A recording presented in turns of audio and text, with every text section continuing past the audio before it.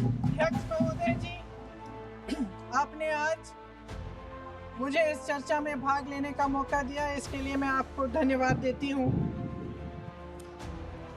आज जिस विषय पे हम चर्चा कर रहे हैं वह केवल एक विषय नहीं है, भारत की आत्मा का एक हिस्सा है। हमारा राष्ट्रगीत उस भावना का प्रतीक है जिसने सोए हुए, गुलामी में सोए हुए भारत के लोगों को जगाया, जिसने उन्हें हिम्मत दी कि ब्रिटिश साम्राज्य के सामने खड़े होकर वह सत्य और अहिंसा के नैतिक हथियारों के साथ सामना कर पाए। आज ये चर्चा एक भावना के ऊपर है।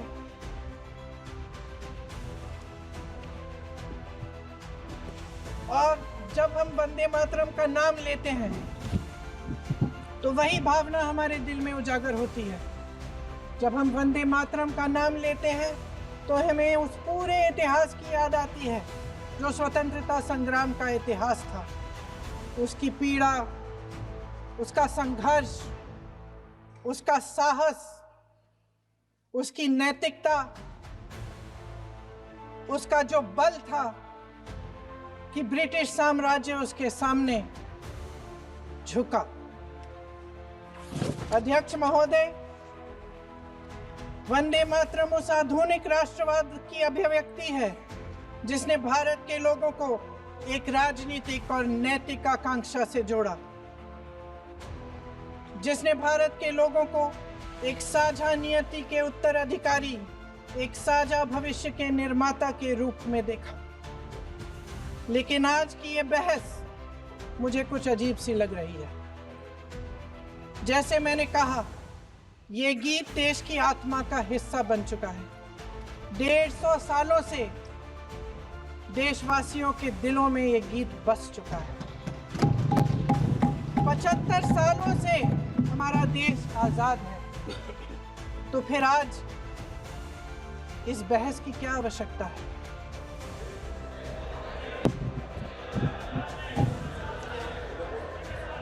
हमारा यहाँ मकसद क्या है?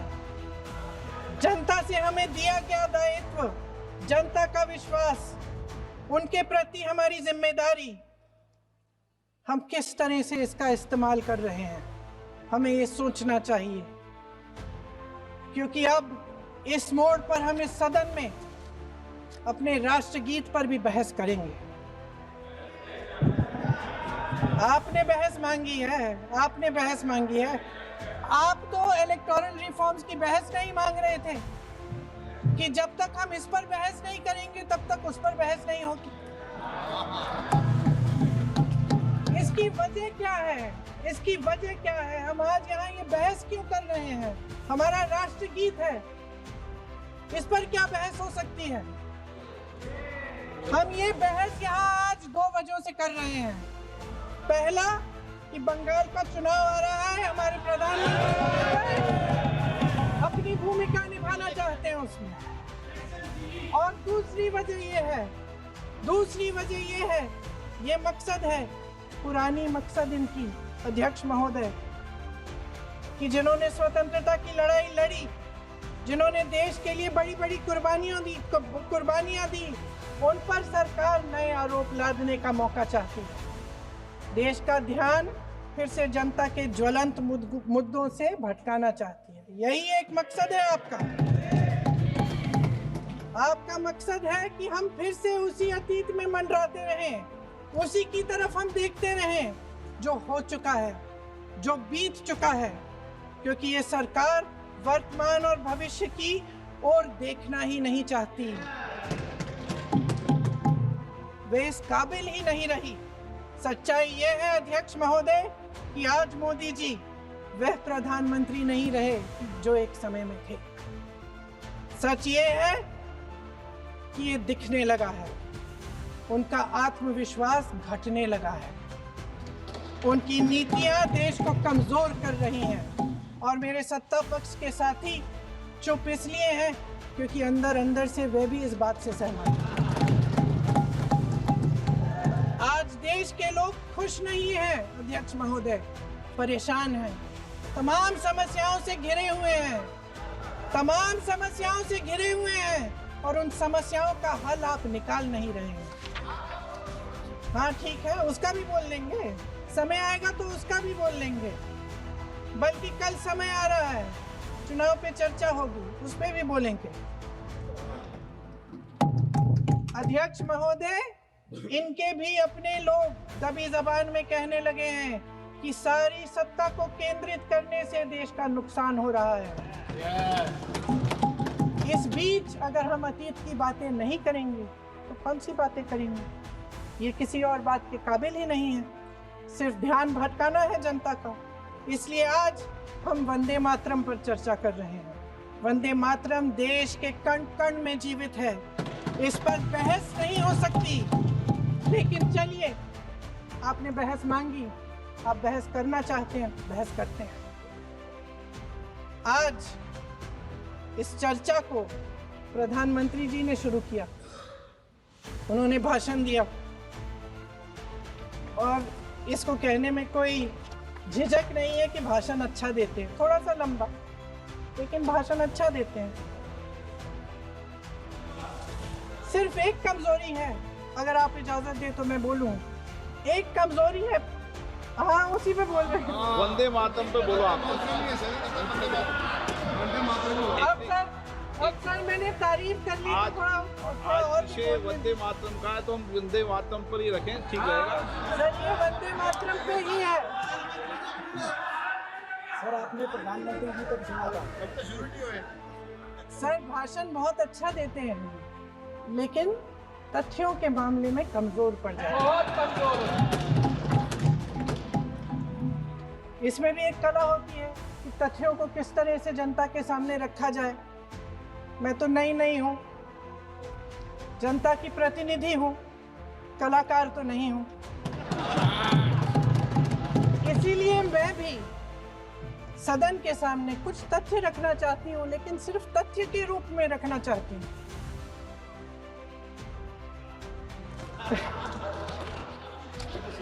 मैं उदाहरण दूं, उदाहरण दे देती हूँ। सर मांग रहे हैं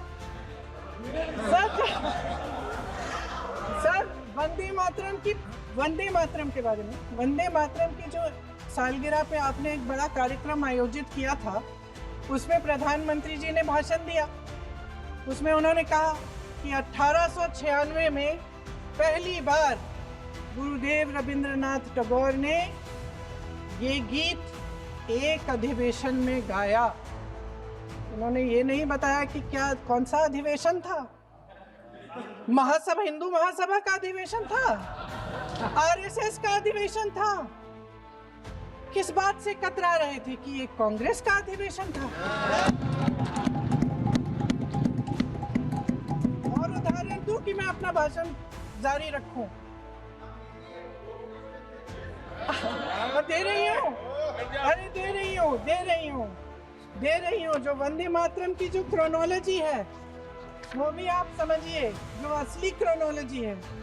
1875 में महाकवि बंकिम चंद्र चट्टोपाध्याय ने इस गीत के पहले दो अंतरे लिखे, जो आज हमारे राष्ट्रगीत घोषित हुए हैं, मतलब जो घोषित हुए थे और जिसको हम आज अपना राष्ट्रगीत कहलाते हैं। ये पहले दो अंतरे लिखे 1882 में, 7 साल बाद उनका एक उपन्यास प्रकाशित हुआ, आनंद मठ। उस उपन्यास में यही कविता उन्होंने प्रकाशित की, लेकिन इसमें 4 अंतरे जोड़ दिए। 1896 में कांग्रेस के अधिवेशन में गुरुदेव रविंद्रनाथ टैगोर ने पहली बार ये गीत गाया। 1905 में बंगाल के विभाजन के खिलाफ आंदोलन के समय वंदे मातरम जनता की एकता की गुहार बनकर गली गली से उठा। गुरुदेव रविंद्रनाथ टैगोर जैसे महान स्वतंत्रता सेनानी इस गीत को खुद गाते हुए बंगाल की सड़कों पर उतरे। विद्यार्थियों से लेकर किसानों तक, व्यापारियों से लेकर वकीलों तक, हर कोई ये गीत गाने लगा। इस गीत की शक्ति को समझिए। ब्रिटिश साम्राज्य इसको सुनकर कांपता था और हमारे देशवासी इसको सुनकर वे मन बनाते थे, वे हिम्मत बनाते थे कि इस भयंकर साम्राज्य के खिलाफ सत्य और अहिंसा के नैतिक हथियारों को लेकर शहीद होने की तैयारी करते थे। ये गीत मातृभूमि के लिए मर मिटने की भावना को जगाता है। इस गीत की शक्ति ये है, इस गीत का हमारे देश से जुड़ाव ये है। लेकिन 1930 के दशक में हमारे देश में जब सांप्रदायिक राजनीति उभरी, तब ये गीत विवादित होने लगा। 1937 में, अब ये मैं दूसरा उदाहरण देने वाली हूँ क्योंकि प्रधानमंत्री जी ने अपने भाषण में इसका उल्लेख किया और गलत किया, इसीलिए मैं इसके जो सच्चे जो तथ्य हैं वो आपके सामने रख रही हूँ। 1937 में नेताजी सुभाष चंद्र बोस कांग्रेस का अधिवेशन कलकत्ता में होने जा रहा था, उसका आयोजन कर रहे थे। तो जो मोदी जी ने पत्र सुनाया सदन में 20 अक्टूबर का और कहा कि जवाहरलाल नेहरू जी ने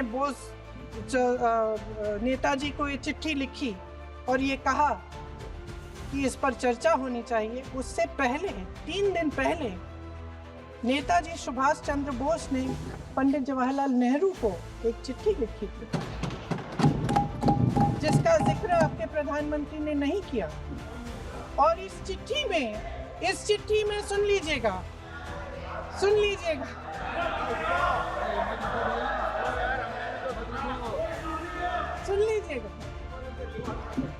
आप नेताजी के लफ्ज नहीं सुनना चाहते? बंगाल का चुनाव आ रहा है।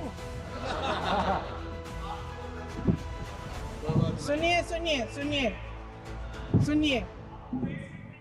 हाँ, कोई बात नहीं, हम तो देश के लिए हैं, हम देश के लिए हैं। आप चुनाव के लिए, हम देश के लिए हैं। हम जितने भी चुनाव हारे, हम यहाँ बैठे रहेंगे और आपसे लड़ते रहेंगे और आपकी विचारधारा से लड़ते रहेंगे। अपने इस देश के लिए, अपनी इस मिट्टी के लिए लड़ते रहेंगे। आप हमें रोक नहीं सकते।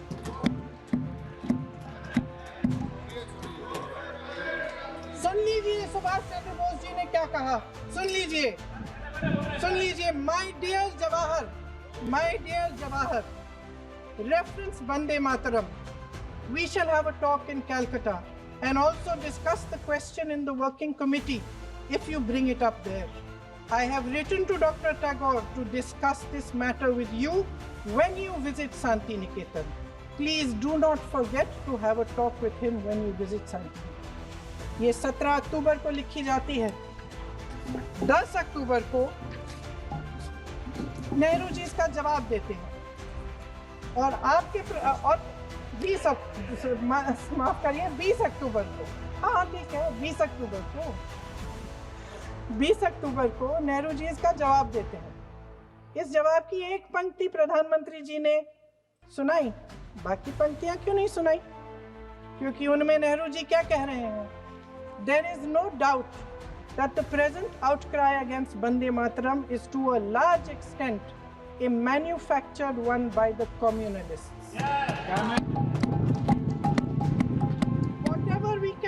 Whatever we do, we cannot pander to communalists' feelings, but to meet real grievances where they exist. I have decided now to reach Calcutta on the 25th morning. This will give me time to see Dr. Tagore as well as other friends. समझ रहे हैं आप? प्रधान चुप है तो समझ ही गए होंगे। फिर क्या होता है?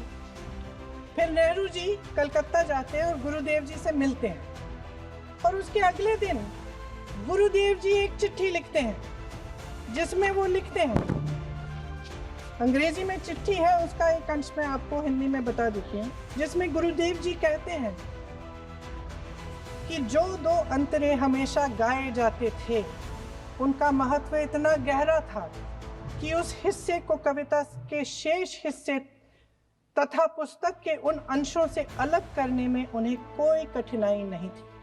उन्होंने ये कहा कि स्वतंत्रता संग्राम में हमेशा से वही दो अंतरे ही गाए जाते थे और उनको गाते हुए कुर्बानी देने वाले सैकड़ों शहीदों के सम्मान के लिए उन्हें ऐसे ही गाना उचित रहेगा। उन्होंने यह भी कहा कि बाद में जोड़े गए अंतरों का सांप्रदायिक मायना निकाला जा सकता है और उस समय के माहौल में उनका इस्तेमाल अनुचित होगा। इसके बाद 28 अक्टूबर 1937 में कांग्रेस की कार्य समिति ने अपने प्रस्ताव में वंदे मातरम को राष्ट्रगीत घोषित किया। उन्हीं दो अंतरों को कार्य समिति की बैठक में महात्मा गांधी जी, नेताजी सुभाष चंद्र बोस, पंडित नेहरू, आचार्य नरेंद्र देव जी, सरदार पटेल जी, गुरुदेव रविंद्रनाथ टैगोर जी सब मौजूद थे। इस प्रस्ताव के ये सभी महापुरुष इस प्रस्ताव से सहमत थे। आगे क्या होता है ये भी सुना लो।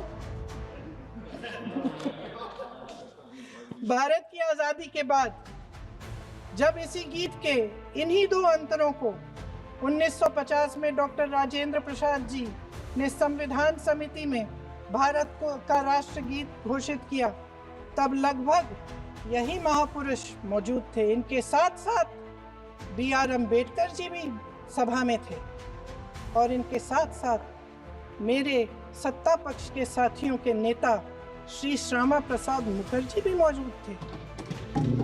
वही दो अंतरे राष्ट्रगीत घोषित किए। किसी ने कोई आपत्ति जारी नहीं की, कोई आपत्ति नहीं जताई। वैसे इन तथ्यों के साथ जुड़ा एक और तथ्य भी है जो मैं यहाँ पे आपके सामने रखना चाहती हूँ। आज हम अपने राष्ट्रगीत पर बहस कर रहे हैं, लेकिन हमारा राष्ट्रगान भी एक कविता का एक अंश ही है, एक लंबी कविता का एक अंश है। और इन दोनों राष्ट्रगीत और राष्ट्रगान के अंश को चुनने में सबसे बड़ी भूमिका गुरुदेव रविंद्रनाथ टैगोर की थी। वंदे मातरम के स्वरूप पर सवाल उठाना, जिसे संविधान सभा ने स्वीकार किया, न सिर्फ उन महापुरुषों का अपमान करना है जिन्होंने अपने महान विवेक से ये निर्णय लिया, मगर एक संविधान विरोधी मंशा को भी उजागर करता है। क्या सत्ता पक्ष के हमारे साथी इतने अहंकारी हो गए हैं कि अपने आप को महात्मा गांधी जी से, रविंद्रनाथ टैगोर जी से, राजेंद्र प्रसाद जी से, बाबा साहब अम्बेडकर जी से, मौलाना आजाद जी से, सरदार पटेल जी से, सुभाष चंद्र बोस जी से बड़ा समझने लग गए हैं? मोदी जी का अपने भाषण में ये कहना कि राष्ट्रगीत को एक विभाजनकारी सोच द्वारा काटा गया, उन सब महापुरुषों का अपमान है जिन्होंने अपना पूरा जीवन इस देश की आजादी की लड़ाई में झोंक दिया।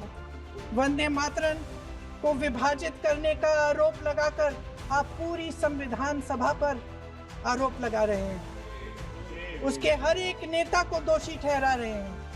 यह हमारी संविधान सभा और हमारे संविधान का खुला वार है।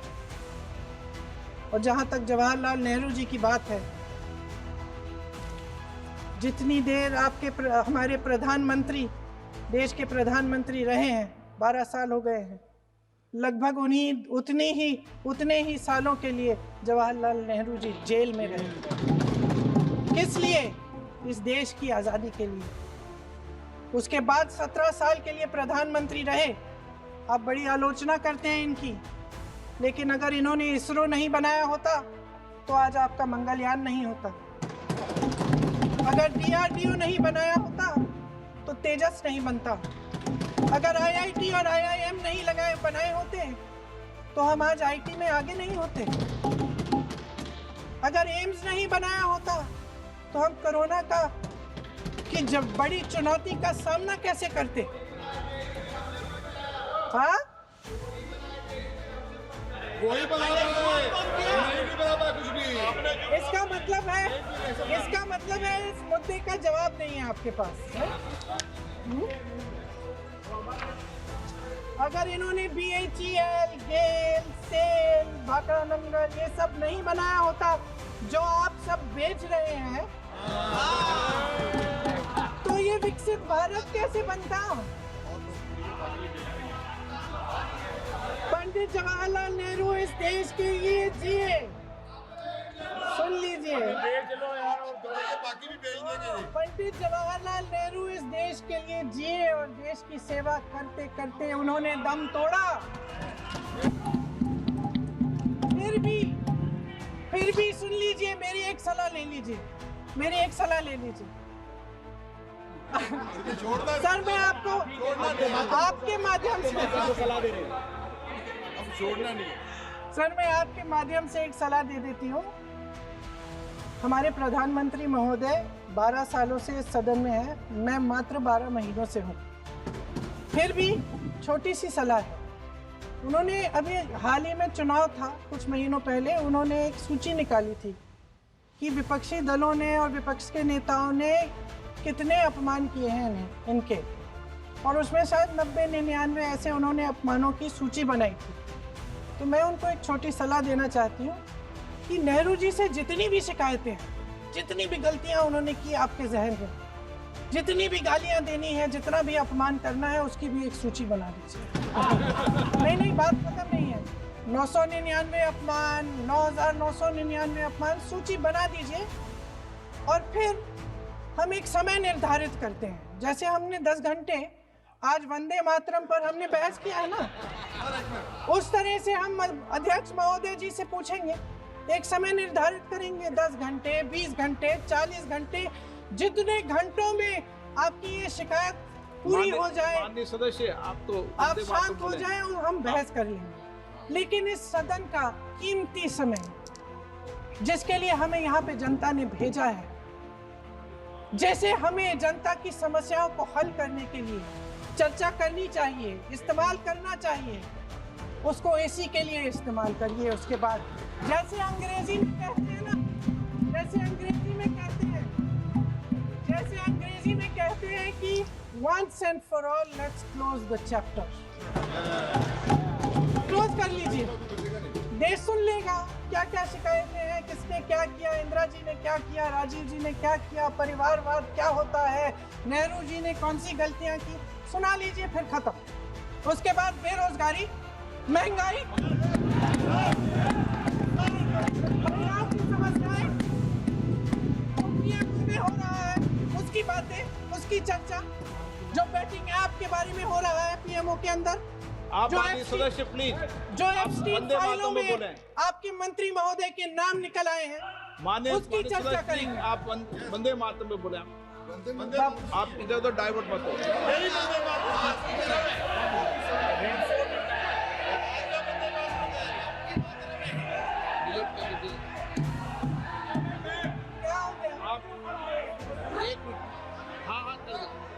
क्या होगा, अर्थ में चिड़ी है।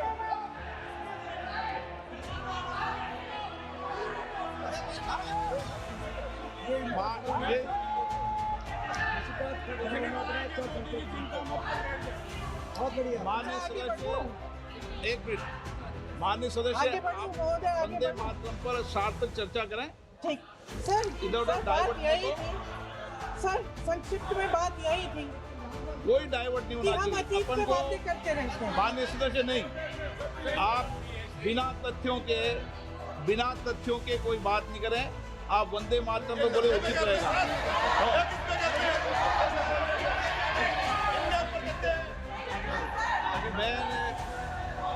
प्लीज अध्यक्ष महोदय, मैं आपकी बात मानती हूँ, लेकिन बिना तथ्य के बहुत सालों के लिए ये हम पर आरोप डाल रहे हैं।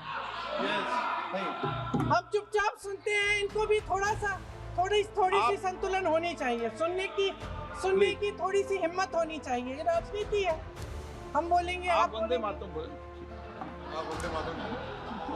वंदे मातरम सर। महोदय, आज की ये बहस सिर्फ ध्यान भटकाने के लिए की जा रही है, क्योंकि ये सरकार इस देश के वर्तमान की असलियत छिपाना चाहती है। आज देश का युवा कितना परेशान है, कितनी मुश्किल में है, पेपर लीक होते रहते हैं, बेरोजगारी है, महंगाई इतनी बढ़ चुकी है, इसकी चर्चा हम सदन में क्यों नहीं कर रहे? आरक्षण के साथ जो हो रहा खिलवाड़ है उसकी चर्चा हम यहाँ क्यों नहीं कर रहे? महिलाओं की बात होगी, बड़े बड़े ऐलान होंगे, मगर उनकी परिस्थितियों को सुधारने के लिए कोई ठोस कदम यहाँ क्यों नहीं उठाया जा रहा है? इन्हीं दरवाजों के बाहर खड़े होकर पत्रकार तरह थे। आपने कहा कि आरोप मत लगाइए बगैर तथ्य के, तो मैं बोलूं कि नहीं बोलूं? नहीं, बिल्कुल नहीं। नो, आप उधर की बात बोलो। आप जल्दी से बोल लेते हो, फिर आप सदन में बंद जो कर कुछ देना। भी बोले वो तथ्यों से बोले। आपको हर चीज ऑथेंटिक करनी पड़ेगी, इसलिए आप तथ्यों से बोले। अच्छा सर, बड़े बड़े शहरों में प्रदूषण है, लेकिन हम इस सदन में बैठकर सिर्फ छोटी छोटी बातें करेंगे। जी, जो अतीत की बातें हैं ना, जो बार बार आप चाहते हैं कि हम पीछे देखें, लेकिन हम आगे भविष्य की बात, वर्तमान की बात, जो असली समस्याएं हैं उनकी बात न करें, ये छोटी बात होती है। आप में हिम्मत है तो भविष्य की बात करिए, हिम्मत है तो बात करिए कि बेरोजगारी क्यों है, कि पेपर लीक क्यों होते हैं। आप चेयर को एड्रेस करें। आपको अच्छा, खत्म कर लेती हूँ। चेयर को एड्रेस करो आप। अध्यक्ष महोदय जी, सच्चाई ये है कि इनका शासन दमन का शासन है। इनकी राजनीति दिखावे की राजनीति है, इवेंट मैनेजमेंट की राजनीति है, चुनाव से चुनाव तक राजनीति है, तरह तरह के ध्यान भटकाने वाले मुद्दों की राजनीति है। वंदे मातरम इस देश की उन्हीं उम्मीदों की गुहार है जिन्हें आपका शासन हर रोज ठुकरा रहा है। आज भी सरहद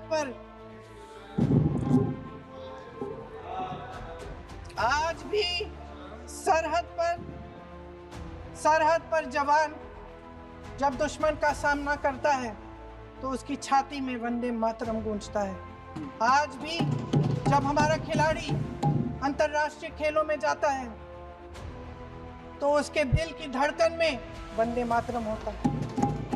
आज भी इस देश के करोड़ों देशवासी जब अपने राष्ट्र ध्वज को फहराते हुए देखते हैं तो उनकी जबान पर वंदे मातरम, वंदे मातरम, वंदे मातरम आता है।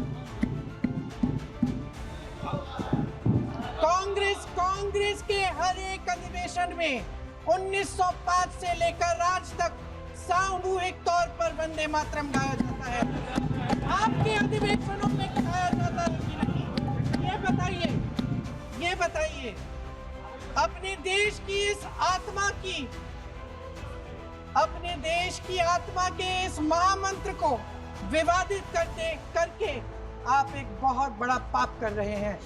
इस पाप में कांग्रेस पार्टी शामिल नहीं होगी। ये राष्ट्रगीत वंदे मातरम हमेशा से हमें प्यारा है, हमेशा से हमारे लिए पवित्र रहा है और हमेशा के लिए हमारे लिए पवित्र रहेगा। धन्यवाद। 1875 में महाकवि बंकिम चंद्र चट्टोपाध्याय ने इस गीत के पहले दो अंतरे लिखे जो आज हमारे राष्ट्रगीत घोषित हुए हैं, मतलब जो घोषित हुए थे और जिसको हम आज अपना राष्ट्रगीत कहलाते हैं। ये पहले दो अंतरे लिखे 1882 में। 7 साल बाद उनका एक उपन्यास प्रकाशित हुआ, आनंद मठ। उस उपन्यास में यही कविता उन्होंने प्रकाशित की, लेकिन इसमें 4 अंतरे जोड़ दिए। 1896 में कांग्रेस के अधिवेशन में गुरुदेव रविंद्रनाथ टैगोर ने पहली बार ये गीत गाया। 1905 में बंगाल के विभाजन के खिलाफ आंदोलन के समय वंदे मातरम जनता की एकता की गुहार बनकर गली गली से उठा। गुरुदेव रविंद्रनाथ टैगोर जैसे महान स्वतंत्रता सेनानी इस गीत को खुद गाते हुए बंगाल की सड़कों पर उतरे। विद्यार्थियों से लेकर किसानों तक, व्यापारियों से लेकर वकीलों तक, हर कोई ये गीत गाने लगा। इस गीत की शक्ति को समझिए। ब्रिटिश साम्राज्य इसको सुनकर कांपता था और हमारे देशवासी इसको सुनकर वह मन बनाते थे, वह हिम्मत बनाते थे कि इस भयंकर साम्राज्य के खिलाफ सत्य और अहिंसा के नैतिक हथियारों को लेकर शहीद होने की तैयारी करते थे। ये गीत मातृभूमि के लिए मर मिटने की भावना को जगाता है। इस गीत की शक्ति ये है, इस गीत का हमारे देश से जुड़ाव ये है। लेकिन 1930 के दशक में हमारे देश में जब सांप्रदायिक राजनीति उभरी, तब ये गीत विवादित होने लगा। 1937 में, अब ये मैं दूसरा उदाहरण देने वाली हूँ क्योंकि प्रधानमंत्री जी ने अपने भाषण में इसका उल्लेख किया और गलत किया, इसीलिए मैं इसके जो सच्चे जो तथ्य हैं वो आपके सामने रख रही हूँ। 1937 में नेताजी सुभाष चंद्र बोस कांग्रेस का अधिवेशन कलकत्ता में होने जा रहा था, उसका आयोजन कर रहे थे। तो जो मोदी जी ने पत्र सुनाया सदन में 20 अक्टूबर का और कहा कि जवाहरलाल नेहरू जी ने नेताजी को ये चिट्ठी लिखी और ये कहा कि इस पर चर्चा होनी चाहिए, उससे पहले 3 दिन पहले नेताजी सुभाष चंद्र बोस ने पंडित जवाहरलाल नेहरू को एक चिट्ठी लिखी थी जिसका जिक्र आपके प्रधानमंत्री ने नहीं किया। और इस चिट्ठी में सुन लीजिएगा,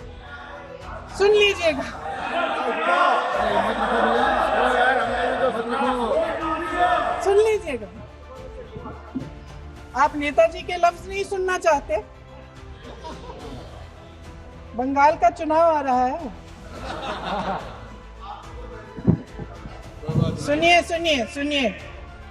सुनिए। हाँ, कोई बात नहीं, हम तो देश के लिए हैं, हम देश के लिए हैं। आप चुनाव के लिए, हम देश के लिए हैं। हम जितने भी चुनाव हारे, हम यहाँ बैठे रहेंगे और आपसे लड़ते रहेंगे और आपकी विचारधारा से लड़ते रहेंगे।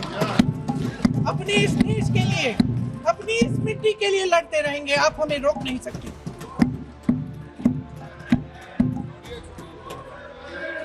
सुन लीजिए सुभाष चंद्र बोस जी ने क्या कहा, सुन लीजिए।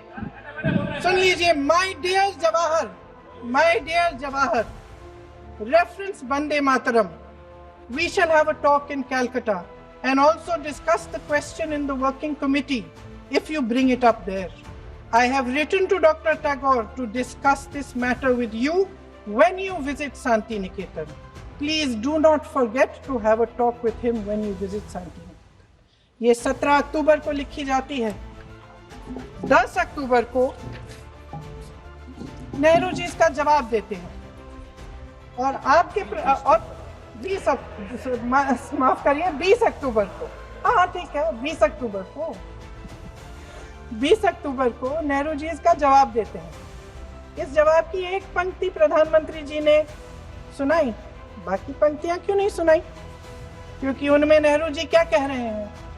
There is no doubt that the present outcry against Vande Mataram is to a large extent a manufactured one by the communalists.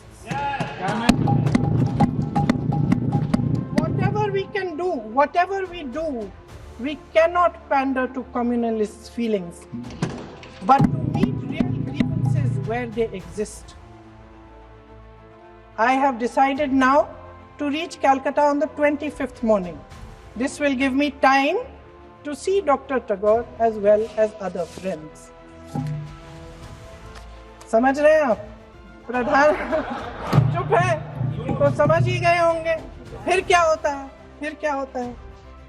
फिर नेहरू जी कलकत्ता जाते हैं और गुरुदेव जी से मिलते हैं और उसके अगले दिन गुरुदेव जी एक चिट्ठी लिखते हैं जिसमें वो लिखते हैं, अंग्रेजी में चिट्ठी है, उसका एक अंश मैं आपको हिंदी में बता देती हूँ, जिसमें गुरुदेव जी कहते हैं कि जो 2 अंतरे हमेशा गाए जाते थे उनका महत्व इतना गहरा था कि उस हिस्से को कविता के शेष हिस्से तथा पुस्तक के उन अंशों से अलग करने में उन्हें कोई कठिनाई नहीं थी। उन्होंने ये कहा कि स्वतंत्रता संग्राम में हमेशा से वही दो अंतरे ही गाए जाते थे और उनको गाते हुए कुर्बानी देने वाले सैकड़ों शहीदों के सम्मान के लिए उन्हें ऐसे ही गाना उचित रहेगा। उन्होंने यह भी कहा कि बाद में जोड़े गए अंतरों का सांप्रदायिक मायना निकाला जा सकता है और उस समय के माहौल में उनका इस्तेमाल अनुचित होगा।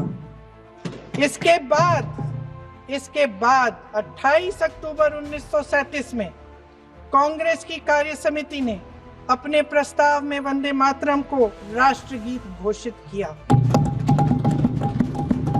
उन्हीं दो अंतरों को कार्य समिति की बैठक में महात्मा गांधी जी, नेताजी सुभाष चंद्र बोस, पंडित नेहरू, आचार्य नरेंद्र देव जी, सरदार पटेल जी, गुरुदेव रविंद्रनाथ टैगोर जी सब मौजूद थे।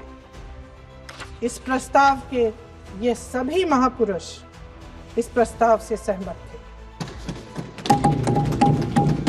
आगे क्या होता है ये भी सुना लूं। भारत की आजादी के बाद जब इसी गीत के इन्हीं दो अंतरों को 1950 में डॉक्टर राजेंद्र प्रसाद जी ने संविधान समिति में भारत का राष्ट्रगीत घोषित किया, तब लगभग यही महापुरुष मौजूद थे। इनके साथ साथ B.R. अम्बेडकर जी भी सभा में थे और इनके साथ साथ मेरे सत्ता पक्ष के साथियों के नेता श्री श्यामा प्रसाद मुखर्जी भी मौजूद थे। वही दो अंतरे राष्ट्रगीत घोषित किए। किसी ने कोई आपत्ति जारी नहीं की, कोई आपत्ति नहीं जताई। वैसे इन तथ्यों के साथ जुड़ा एक और तथ्य भी है जो मैं यहाँ पे आपके सामने रखना चाहती हूँ। आज हम अपने राष्ट्रगीत पर बहस कर रहे हैं, लेकिन हमारा राष्ट्रगान भी एक कविता का एक अंश ही है, एक लंबी कविता का एक अंश है। और इन दोनों राष्ट्रगीत और राष्ट्रगान के अंश को चुनने में सबसे बड़ी भूमिका गुरुदेव रविंद्रनाथ टैगोर की थी।